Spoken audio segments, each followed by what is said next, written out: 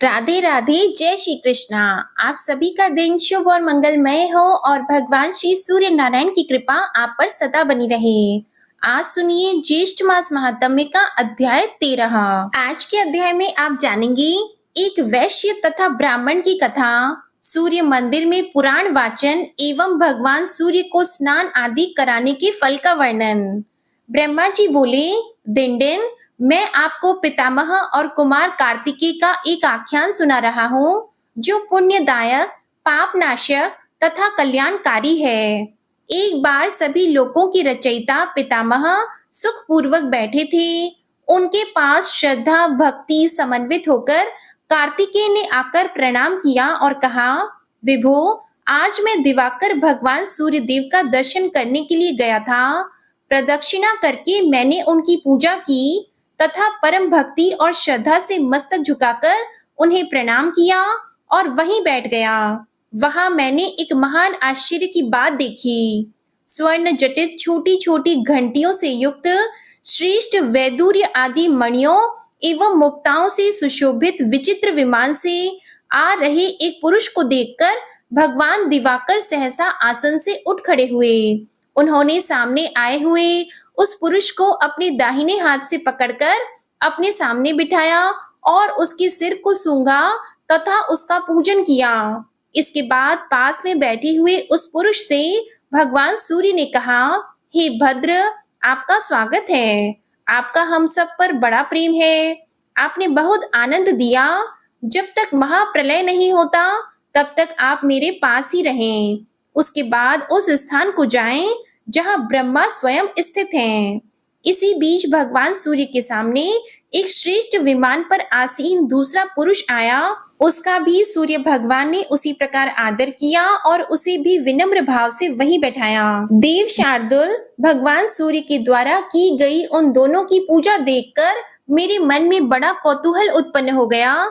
इसलिए मैंने भगवान भास्कर से पूछा, देव, पहले जो यह मनुष्य आपके पास आया है और जिसे आपने अधिक संतुष्ट किया है, इसने कौन सा ऐसा पुण्य कर्म किया है जो इसकी आपने स्वयं ही पूजा की है?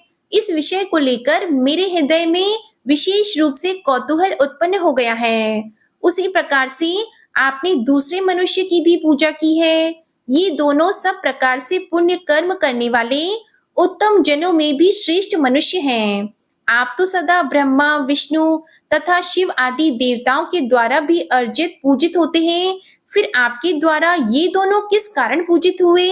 देवेश, मुझे आप इसका रहस्य बताएं। तब भगवान सूर्य कहने लगे, महामते, आपने इनके कर्म के विषय में बहुत अच्छी बात पूछी है। जिस कारण से ये मेरे पास आए हैं उसे आप श्रवण करें। पृथ्वी तल पर अयोध्या नाम की एक प्रसिद्ध नगरी है जो मेरे अंश से उत्पन्न राजाओं द्वारा अभिरक्षित है। उस अयोध्या नामक नगरी में धनपाल नाम का एक श्रेष्ठ वैश्य रहता था। उस पुरी में उसने एक दिव्य सूर्य मंदिर बनवाया और बहुत से श्रेष्ठ ब्राह्मणों को बुलाकर उनकी पूजा की। इतिहास पुराण के वाचकों की विशेष रूप से पूजा की और उनसे पुराण श्रवण कराने की प्रार्थना की तथा कहा, हे द्विज श्रेष्ठ, इस मंदिर में यह चारों वर्णों का समूह पुराण श्रवण करने का इच्छुक है। इसलिए आप पुराण श्रवण कराएं जिससे भगवान सूर्य मेरे लिए 7 जन्म तक वर देने वाले हों। आप 1 वर्ष तक मेरी दी हुई वृत्ति को ग्रहण करें। उन्होंने वैश्य धनपाल के आग्रह को स्वीकार कर लिया, परंतु 6 मास में ही वैश्य धनपाल काल धर्म को प्राप्त हो गया।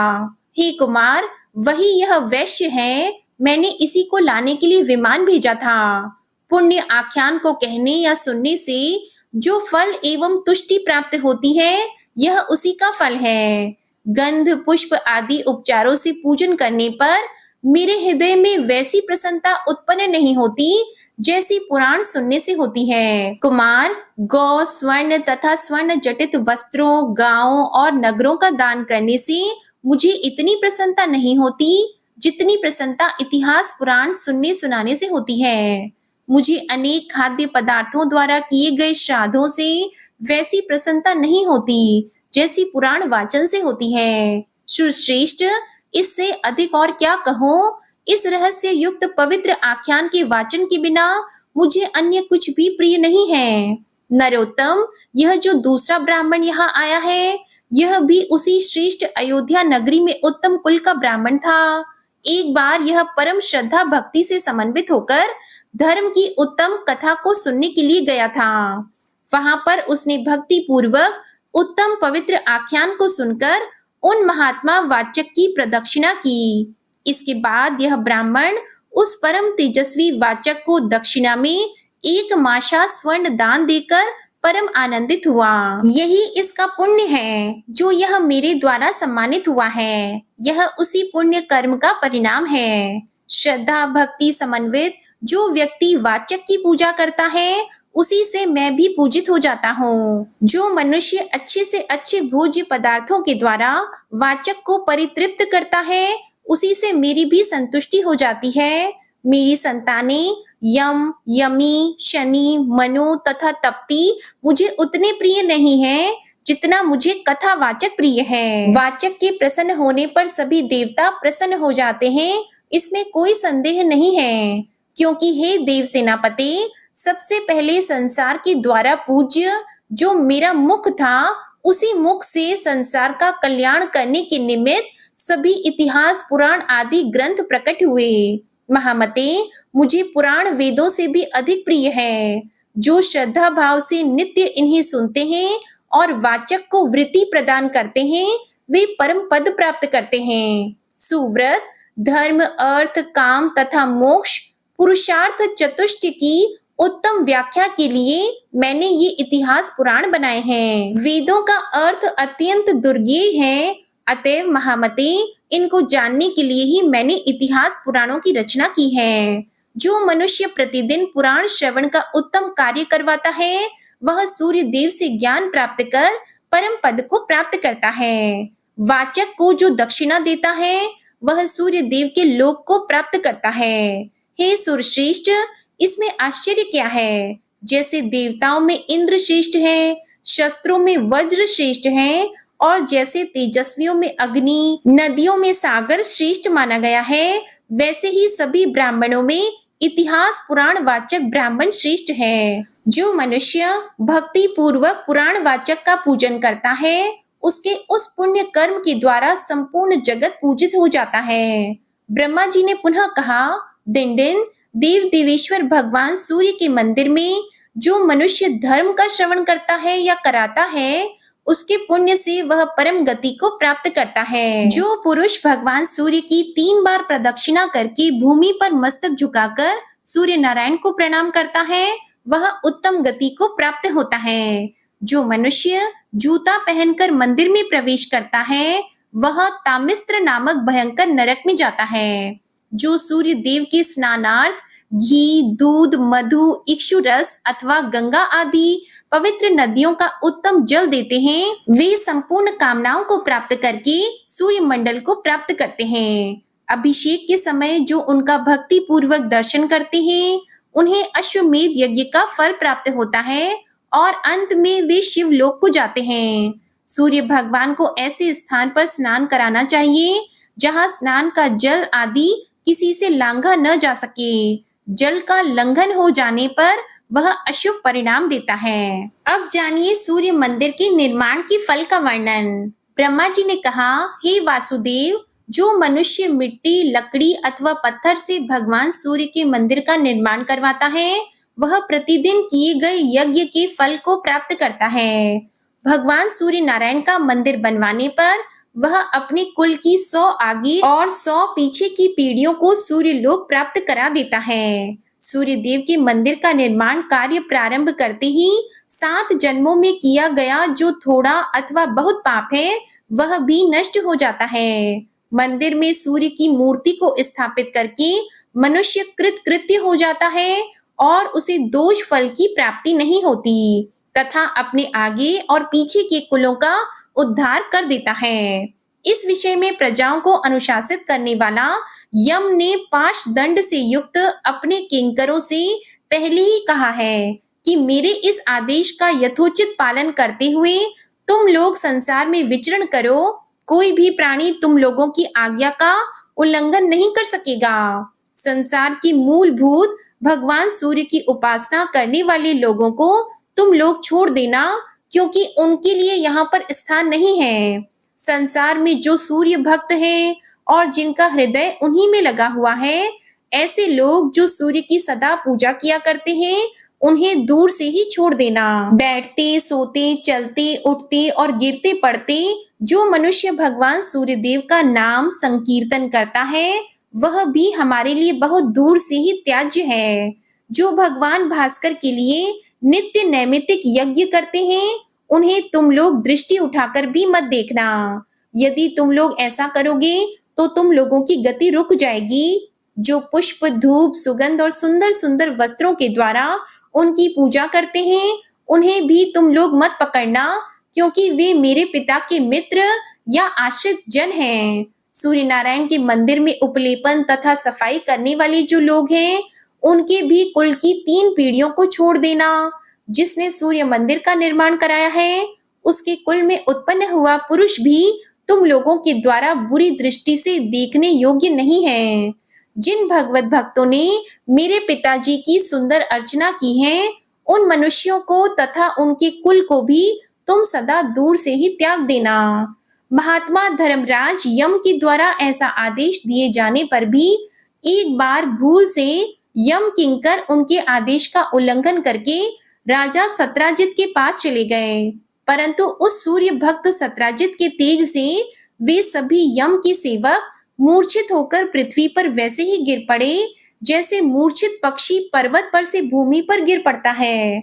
इस प्रकार जो भक्त भगवान सूर्य के मंदिर का निर्माण करता और कराता है, वह समस्त यज्ञों को संपन्न कर लेता है, क्योंकि भगवान सूर्य स्वयं ही संपूर्ण यज्ञमय है। ब्रह्मा जी बोले, सूर्य की प्रतिष्ठित प्रतिमा को जो घी से स्नान कराता है, वह अपनी सभी कामनाओं को प्राप्त कर लेता है।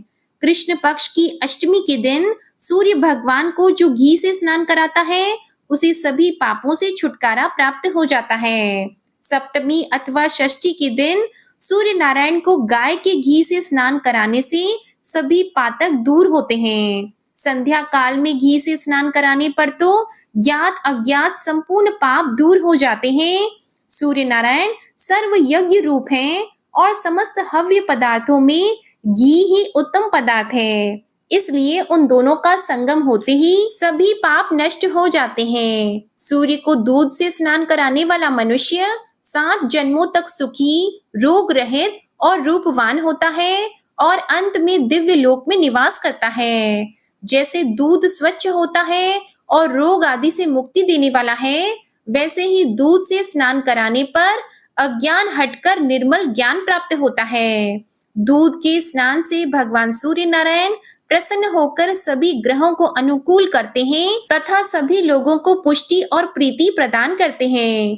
घी और दूध से तिमिर विनाशक देवेश सूर्य देव को स्नान कराने पर उनकी दृष्टि मात्र पड़ते ही मनुष्य सबका प्रिय हो जाता है। जय श्री कृष्णा। आज का अध्याय यहीं समाप्त हुआ। इसके आगे का वृतांत आप अगले अध्याय में सुनिएगा। अब आप सुनिए विष्णु चालीसा का पाठ। विष्णु सुनिए विनय सेवक की चित लाए, कीरत कुछ वर्णन करो दीजिए ज्ञान बताए।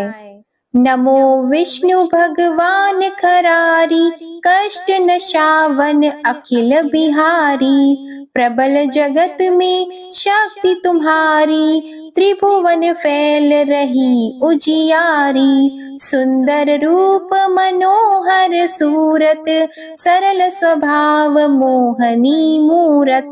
तन पर पीतांबर अति सोहत, बैजंती माला मन मोहत। शंख चक्र कर गदा विराजे, देखत दैत्य असुर दल भाजे। सत्य धर्म मद लोभन गाजे, काम क्रोध मद लोभ न छाजे। संत भक्त सज्जन मन रंजन, दनुज असुर दुष्टन दल गंजन। सुख उपजाय कष्ट सब भंजन, दोष मिटाय करत जन सज्जन। पाप काट भव सिंधु उतारण, कष्ट नाश कर भक्त उबारण। करत अनेक रूप प्रभु धारण, केवल आप भक्ति के कारण। धरणी धेनु बन तुम ही पुकारा, तब तुम रूप राम का धारा।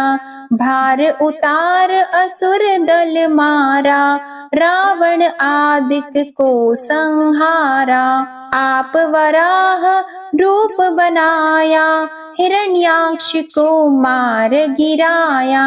धर्मस्य तन सिंधु बनाया, 14 रत्नन को निकलाया।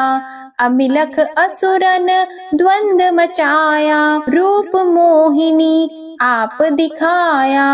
देवों को अमृत पान कराया, असुरन को छवि से बहलाया।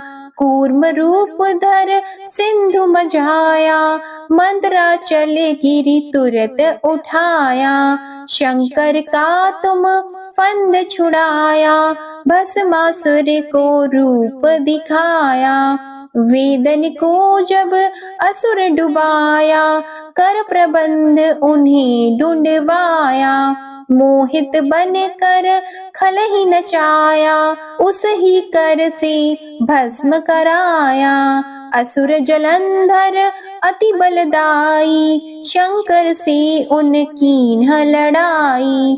हार पार शिव सकल बनाई, कीन सती से छल खल जाई। सुमिरन कीन तुम्हें शिव रानी, बतलाई सब विपत कहानी। तब तुम बने मुनीश्वर ज्ञानी, वृंदा की सब सुरति भुलानी। देख 3 धनुज शैतानी, वृंदा आए तुम्हें लपटानी। हो स्पर्श धर्म क्षति मानी, हना असुर उर शिव शैतानी। तुमने ध्रुव प्रहलाद उबारे, हिरणाकुश आदिक खल मारे। गणिका और अजामिल तारे, बहुत भक्त भव सिंधु उतारे। हरहु सकल संताप हमारे, कृपा करहु हरि सिरजनहारे। देखहु मैं निज दर्श तुम्हारे, दीप बंधु भक्तन हितकारे। चाहता आपका सेवक दर्शन, करहु दया अपनी मधुसूदन। जानो नहीं योग्य जब पूजन, होय यज्ञ स्तुति अनुमोदन। शील दया संतोष सुलक्षण, विदित नहीं व्रत बोध विलक्षण। करहु आपका किस विधि पूजन, कुमति विलोक होत दुख भीषण। करहु प्रणाम कौन विधि सुमिरन, कौन भांति मैं करहु समर्पण। सुर मुनि करत सदा सेवकाई, हर्षित रहत परम गति पाई। दीन दुखिन पर सदा सहाई, निज जन जान लेव अपनाई। पाप दोष संताप नशाओ, भव बंधन से मुक्त कराओ। सुत संपत्ति दे सुख उपजाओ, निज चरणन का दास बनाओ। निगम सदा ये विनय सुनावे, पढ़े सुने सो जन सुख पावे। श्री विष्णु चालीसा समाप्त होती है। प्रेम से बोलिए भगवान विष्णु और माता लक्ष्मी की जय। आपको आज की कथा पसंद आए तो वीडियो को लाइक कीजिएगा, शेयर कीजिएगा, कमेंट में भगवान श्री सूर्य नारायण की जय लिखिएगा और चैनल को भी सब्सक्राइब कीजिएगा। इसी के साथ आज आप हमारे चैनल पर वट सावित्री की व्रत कथा भी जरूर सुनिएगा। प्रेम से बोलिए श्री हरि विष्णु जी की जय।